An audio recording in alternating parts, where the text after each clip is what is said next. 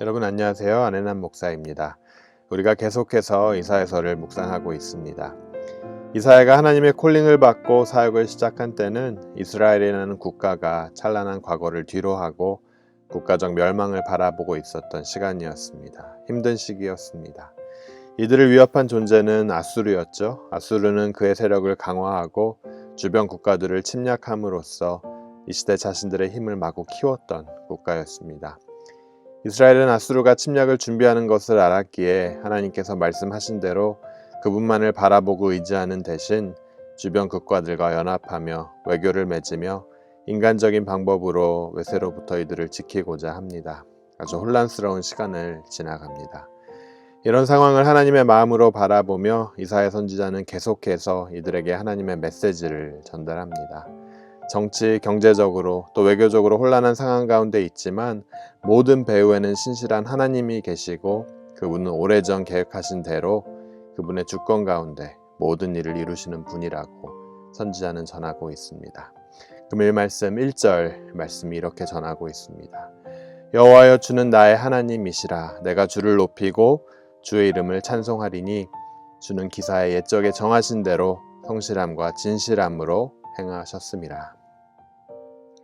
여러분, 이사야는 하나님을 향한 찬양으로 금일 말씀을 시작하고 있습니다. 그분의 성실함과 진실함을 높이고 있습니다. 그의 찬양을 통해 하나님의 성품을 엿볼 수 있는데요. 여러분, 하나님은 그분의 사랑으로 우리를 품고 나아가는 분이시지만 그렇다고 해서 모든 일에 있어 감정이 앞선 그런 분이 절대 아니라는 사실입니다. 이 우주의 역사를 이어나가시고 또 한 사람 한 사람의 인생을 인도하실 때에 그분의 계획과 섭리 가운데 일하시는 분이 바로 우리 하나님이라는 거예요. 감정에 의해 좌지우지되는 계획이 아니라 그분이 오래전부터 정하신 계획이라고 선지자는 전합니다. 여러분, 제 자신을 보면 감정적으로 대응한 일이 참 많은 것 같습니다. 그리고 그에 대해 후회한 적도 참 많습니다. 조금 참을 수 있었던 일들, 입 밖에 내지 말아야 할 말들로 인해 상대방의 마음을 아프게 하고 힘들게 한 적이 있어요. 누가 너무 좋다가도 어떠한 사건으로 인해 미워지고 감정이 바뀌는 것이 인간의 감정입니다. 바람과도 같고 갈대와도 같은 감정으로 우리는 살아갑니다. 그런데 여러분, 우리가 믿고 따르는 하나님은 그런 분이 아니라는 거예요. 하나님께서 시도 때도 없이 바뀌는 감정으로 이 세상을 통치하신다면 이 세상이 얼마나 여러분 혼란스러울까요? 하나님은 감정만으로 역사를 이루어 가시는 분이 아니라는 사실입니다. 오래전 그분의 계획대로 인내하시며 사랑으로 우주의 역사를 지금도 써가고 계십니다. 이스라엘이라는 국가를 세우실 때에도 한 사람을 부르시고 또 꾸준히 인내하시며 기다려 주셨습니다. 작은 한 사람을 부르시고 세우시며 그분의 나라를 서서히 확장시켜 가셨습니다.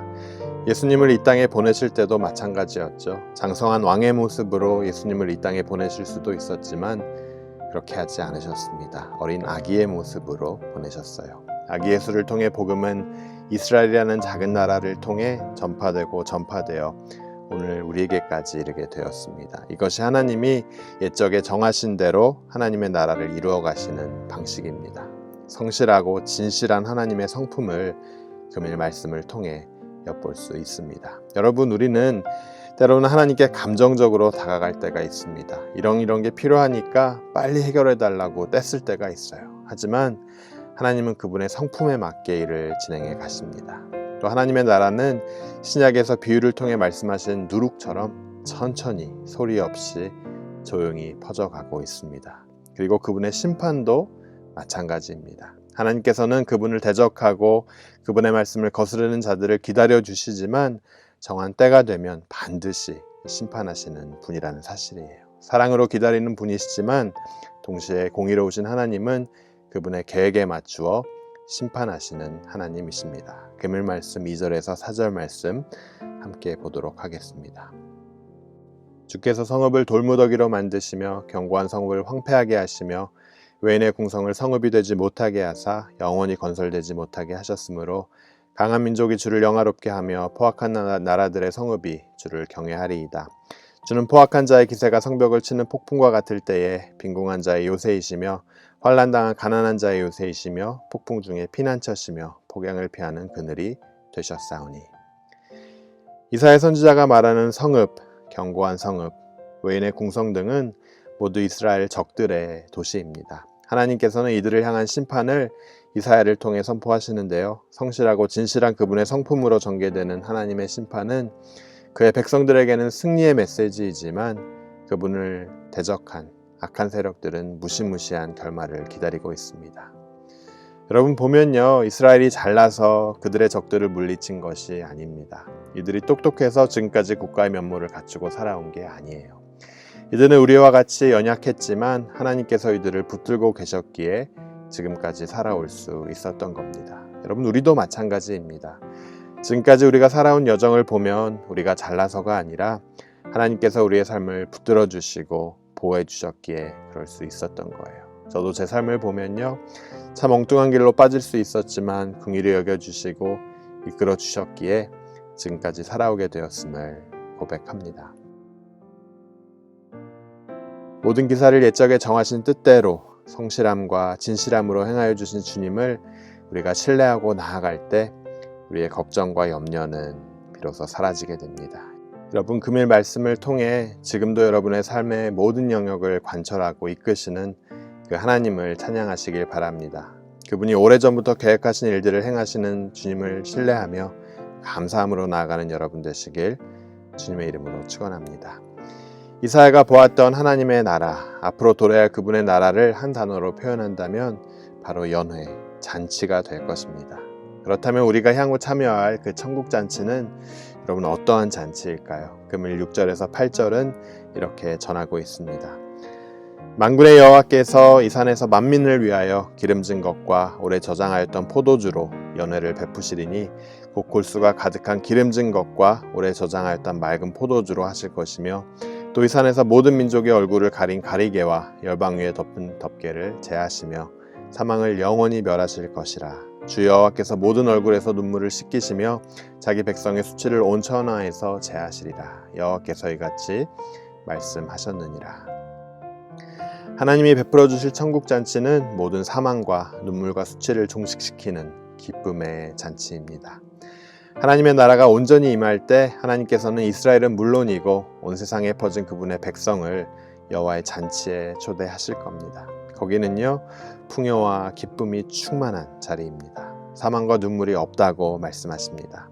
수치가 있는 이들의 그 과거도 다 거두어 주십니다. 영원한 그분의 보호와 돌보심 아래서 생명을 만끽하게 해주실 거예요. 여러분, 얼마나 놀라운 그분의 약속입니까? 하나님 나라에 대한 약속은 신약에서부터 시작되지 않았습니다. 구약에서 이미 하나님께서는 약속하고 계세요. 이 하나님의 나라는 지금도 점진적으로 계속되고 있습니다. 계속 성취되고 있어요. 그리고 주님이 다시 오시는 그날에 완전히 성취될 것입니다. 지금은 여러 것들에 가려서 그 나라가 보였다 안 보였다 합니다. 어떨 때는 생생하게 다가오지만 또 어떨 때는 그렇지 않을 때도 있습니다. 하지만 주님이 다시 오실 날 우리는 그분의 나라를 눈앞에서 대면할 겁니다. 그때까지 우리는 믿음으로 그 나라를 맛보는 거예요. 마치 메인 요리가 나오기 전 에피타이저가 있듯이 오늘을 통해 그분의 공동체인 또 교회를 통해 하나님께서는 그분의 영원한 나라를 우리로 하여금 미리 맛보게 하십니다. 하지만 향후 도래할 그 나라는 우리의 상상 이상의 잔치가 될 것입니다. 여러분, 우리는 하나님께서 약속하신 더 나은 향후를 위해 고대하며 나아가야 하는 거예요. 하나님의 베푸실 잔치는 여러분 두 번째로 그 잔치에 초대된 모두에게 풍성한 누림이 있는 잔치입니다. 9절 말씀이 우리에게 전합니다. 그날에 말하기를 이는 우리의 하나님이시라. 우리가 그를 기다렸으니 그가 우리를 구원하시리로다. 이는 여호와이시라. 우리가 그를 기다렸으니 우리는 그의 구원을 기뻐하며 즐거워하리라 할 것이며. 여러분, 여러분의 구원을 지금 온 마음으로 기뻐하고 계십니까? 우리가 누리는 진정한 기쁨이 하나님의 구원으로부터 오는지 아니면 아직도 세상의 여러 일들로부터 오는지 다시 한번 생각해 보아야 할 겁니다. 아직도 우리가 육신적 잔치의 혈안이 되어 거기에 초점을 맞추고 살아간다면 기쁨이 마르지 않는 영원한 그분의 잔치로 우리의 시선을 옮겨야 할 겁니다.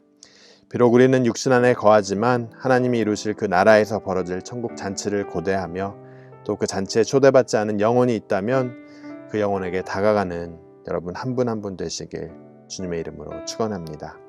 여러분의 매일매일의 삶 가운데 날마다 구원의 풍요로움을 먹고 마시며 경험하는 우리의 삶으로부터 진정한 그분의 연회, 그분의 잔치는 시작될 겁니다.